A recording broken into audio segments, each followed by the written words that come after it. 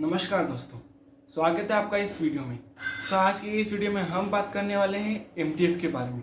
MTF क्या होता है और उसका यूज़ कैसे किया जाता है, उसमें इंटरेस्ट कैसे लगता है और किस जगह में उसका यूज़ करना चाहिए। तो आज की इस वीडियो में हम पूरी बात करेंगे आपको एमटीएफ का यूज़ करना चाहिए या नहीं, होता क्या है, इंटरेस्ट कैसे लगता है, जैसा कि आपने थंबनेल में देख लिया है। तो शुरू करते हैं इस वीडियो को बिना किसी देरी के। लेकिन इससे पहले अगर आप चैनल पर पहली बार आए तो चैनल को सब्सक्राइब कीजिएगा और इस वीडियो को लाइक करो ताकि मुझे मोटिवेशन मिले आपके लिए अच्छे कंटेंट बनाने के लिए। तो आइए शुरू करते हैं एमटीएफ के बारे में जानने। तो एमटीएफ का फुल फॉर्म जो है मार्जिन ट्रेडिंग फैसिलिटी होता है। इसमें जो आपका ब्रोकर होता है, जो ट्रेड जिस अकाउंट में आप ट्रेड करते हो, जैसे कि ग्रो, एंजल वन, अपस्टॉक, किसी में भी आप ट्रेड करते हो, तो उसमें जो आपका ब्रोकर होता है वो आपको फैसिलिटी प्रोवाइड करता है। जैसे कि आपके पास 25,000 रुपये है और आपको एक स्विंग ट्रेड लेना है। अगर आपको स्विंग ट्रेड लेना है तो आपको कैपिटल की रिक्वायरमेंट हो रही है 1,00,000 रुपये की।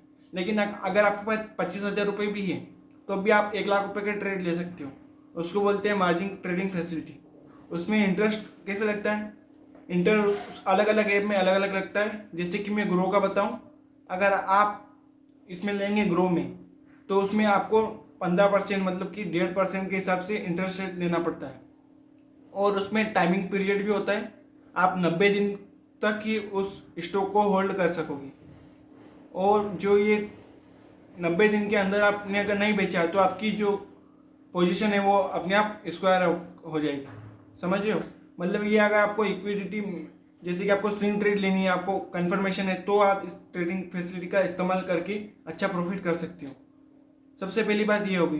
दूसरी बात ये कि अगर आप 90 दिन के अंदर अंदर इसमें आप दे दोगे तो आपको 1.5% के हिसाब से जो है देना पड़ेगा। अगर आप 75,000 रुपये का, उसमें वो लोन के हिसाब से देता है, जो ब्रोकर होता है वो लोन के हिसाब से आपको कैपिटल प्रोवाइड करता है। ऐसा नहीं है फ्री में मिल रहा है तो आप कैसे भी यूज़ कर लो। उसको यूज़ कौन कौन कर सकता है, अगर आपकी स्ट्रेटेजी एकदम क्लियर हो और आपको पता हो कि आपकी जो ट्रेड है बिल्कुल सही जाएगी, एक्यूरेट, मतलब थोड़ा कॉन्फिडेंस हो, तभी उसका यूज़ करें। वरना आपका अकाउंट जो है वो पूरा वाइप आउट हो जाएगा अगर आपके उसमें कैपिटल नहीं रहेगा। और ये अमाउंट जो है आपको ब्रोकर को वापस देना पड़ेगा ब्याज समेत। समझ रहे हो। और तीसरी बात ये है कि अगर आपका लॉस भी होता है फिर भी आपको ब्याज देना ही पड़ेगा ब्रोकर को। आपका प्रॉफिट हो या लॉस हो फिर भी आपको इंटरेस्ट रेट तो चुकाना पड़ेगा ही सही, और उसका कैपिटल भी देना पड़ेगा। तो ये तीन बातें ध्यान में रखना। बहुत सारे भाई जो है ये गलती करते हैं कि वो ट्रेडिंग में ले तो लेते हैं पर उन्हें ऐसा लगता है कि फ्री में प्रोवाइड कर रहा है ब्रोकर।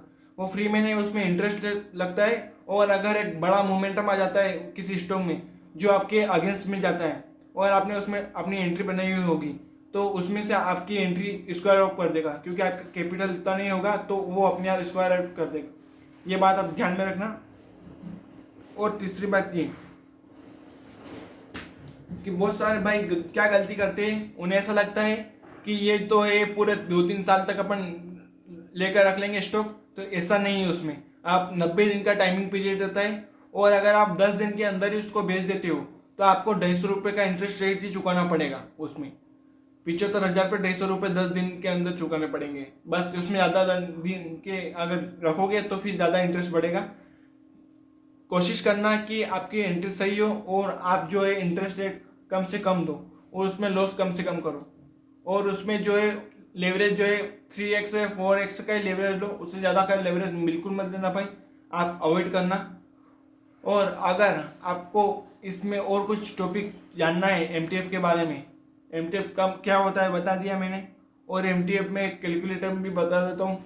जैसे कि अगर आप 1,00,000 रुपये पे 1.5% की सबसे जोड़ लो, एक मंथ के चार्ज कितना हो रहा उस हिसाब से आप देख लो।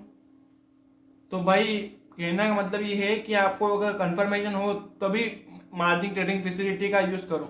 और ये जो मार्जिन फैसिलिटी है ये सभी स्टॉक में अवेलेबल नहीं है, ये सिर्फ और सिर्फ एनएससी के कुछ गिने चुने स्टॉक है उनमें ही, जिसे प्रो लेवल के हाई वॉलेटिलिटी आते, जैसे कि रिलायंस का हो गया, टाटा का हो गया, हीरो मोटर्स का हो गया, जोमेटो का हो गया। ये जो हाई वॉलेटिलिटी वाले स्टॉक रहते हैं इनमें आप ट्रेडिंग फैसिलिटी का इस्तेमाल कर सकते हो उसका। उसके अलावा आप छोटे छोटे स्टॉक जैसे कि वोडाफोन आइडिया, ऐसे जो छोटे मोटे स्टॉक है उनमें आप इसका यूज़ नहीं कर सकते हो। तो अगर आपको वीडियो अच्छी लगी हो तो वीडियो को लाइक और चैनल को सब्सक्राइब करना, ताकि मैं आपके लिए और अच्छी कंटेंट बना सकूं, और इस कंटेंट को ज़्यादा से ज़्यादा शेयर करना, ताकि जो भी भाई यूज़ करना चाहता है वो यूज़ कर सकता है ट्रेडिंग फैसिलिटी का। और जो ब्रोकर हमें प्रोवाइड कर रहा है ये अच्छी बात है, लेकिन आप सेफ्टी तरीके से इसका यूज़ करोगे तो ये अच्छा है, वरना ये बहुत डेंजरस है। धन्यवाद। अगर वीडियो अच्छी लगी है तो चैनल को सब्सक्राइब और इस वीडियो को लाइक कर देना।